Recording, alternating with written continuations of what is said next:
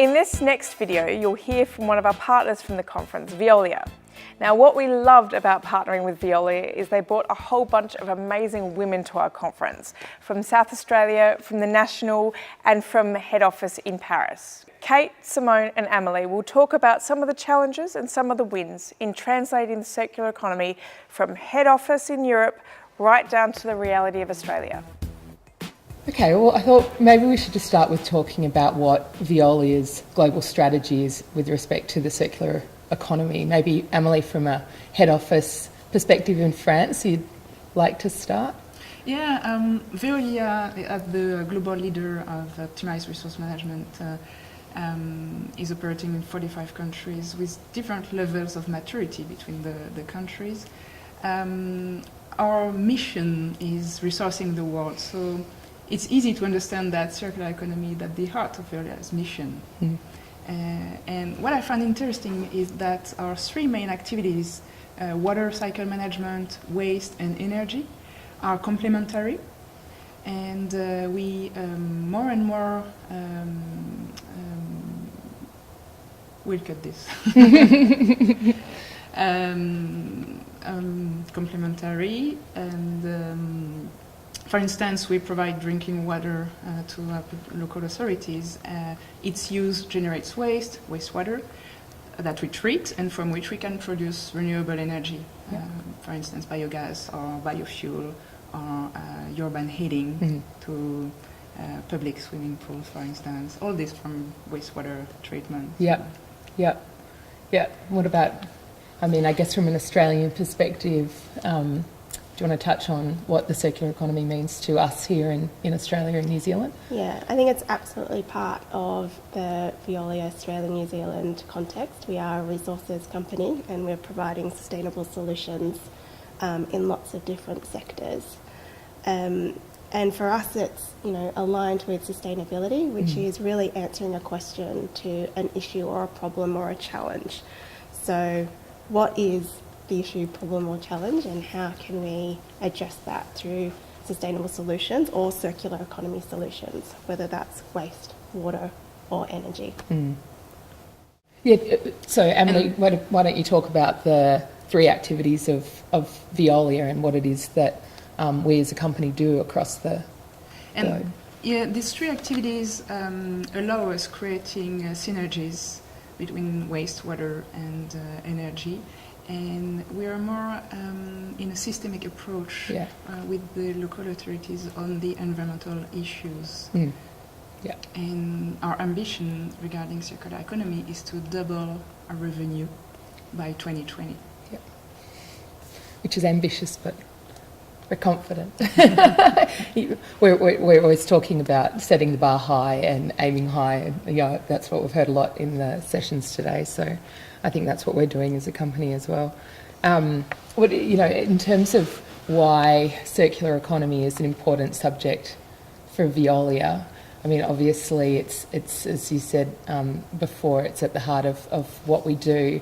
I suppose here in Australia it's probably a newer terminology than in Europe. It's been quite, it's quite commonplace in Europe, whereas I think here, if we talk to people, there'd still be people saying circular what's that got, is that an economics, that it's not a commonly used parlance around here. But do you think, do you think it's catching on in Australia, or do you think it's losing favour in Europe, I guess?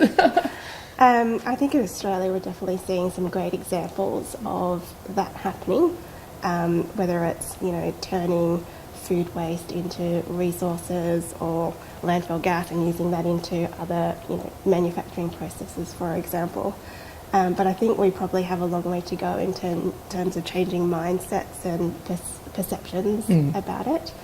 And when you think about wastewater or energy in Australia, we're so fortunate because we have waste, we put it in the bin, somebody else takes it away for us. If we want the lights switched on, we just turn on the switch. If we want water, we turn on a tap. But circular economy thinking is about encouraging us to look beyond the bin and beyond the tap and beyond the light switch and looking at the whole value chain. So our relationship with resources and the value that it creates and brings is something of a mindset, I think, which we need to start thinking about. Yeah, I agree. But I also, and I think that's starting to happen. Like we definitely see, even if it's not in the language of circular economy, it very much those concepts are coming very front of mind to people in the context of waste. Increasingly, people want to know where their waste is going and what's happening, and for me, working in this industry, I get really excited talking about some of the projects that we have, whether it's globally or here in Australia. I think about one of the facilities that we have in Sydney, which turns food waste, anaerobic digester, which turns food waste into energy, and the electricity which switches on, allows us to switch the lights on, like you were saying before, and then uses, and then with the end product, turns it into a fertiliser which we can then use on our gardens. That's absolutely the circular economy in action, but it's not, and it's something that we've been doing for some while in Australia, but I don't think many people would actually know that that's what the circular economy is. So yeah, there's a bit of I guess education to be done, but the atmosphere is right. People are really, people want to be involved, people want to know, people want to be informed, and people care. Yeah. So if you talk to Veolia employees across Australia and New Zealand, from our waste drivers to our water operators to our energy technicians, day in, day out, that is what they're doing. They're providing essential services to the communities, which is contributing to the circular economy. Yeah, I totally agree. And I mean, you must see from a global, you get to see what we as a company are doing globally. Have you, seen some really exciting examples of the circular economy in action? Exciting examples, but challenging at the same time. Yeah. We've have very innovative technologies. We're able to recover CO2, for instance, from a waste to energy treatment plant in France, and we're able to recover the CO2 from this plant by providing it to an industrial site nearby, which uses as raw materials for its production process. Right. It's industrial symbiosis. We're able to produce bioplastics from wastewater treatment plant. That's something we can do in a plant in Belgium. But the thing is that we still need to find the economical business model to make sure it's viable from an economical point of view. We have developed great technologies, but we still need to find the business model with the local authorities, with the government, with the stakeholders and all the partners. Yeah, I totally agree. And it's it's a challenge, and it's definitely not a one-size-fits-all model. It's not like we can just lift what we do in France and take it to the UK, or lift what we do in the UK and take it to Australia, because the environment, the regulatory environment is totally different. I think in Australia we have, it's a large. You have plenty of space. Lots of space.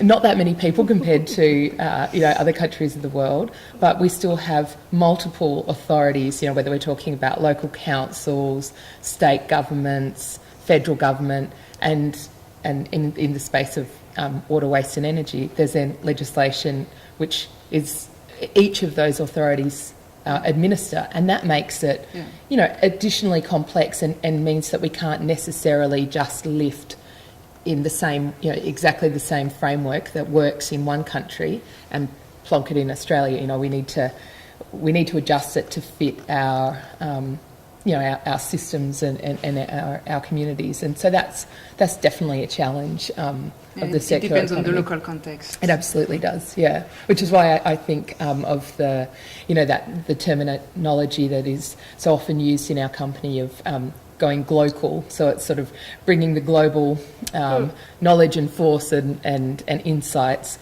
but keeping it local and local to the the specifics of the community in which, you know, we're operating. And we find that in Australia or New Zealand. You know, it doesn't, what we do in New Zealand mightn't be the same as what we do in Western Australia, and vice versa.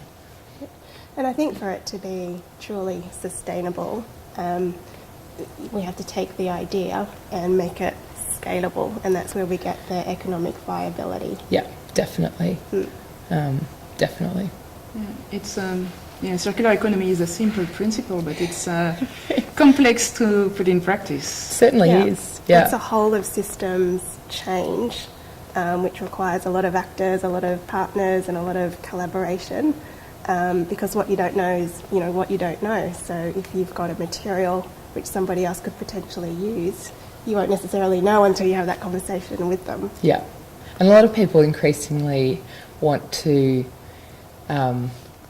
know what it is that you're talking about. Talking about in theory isn't enough. They want to touch it, feel it, you know, and so that then requires a leap of faith and, you know, an investment to then prove it, to then scale it, which is an, you know, added level of complexity, I suppose, to the whole system.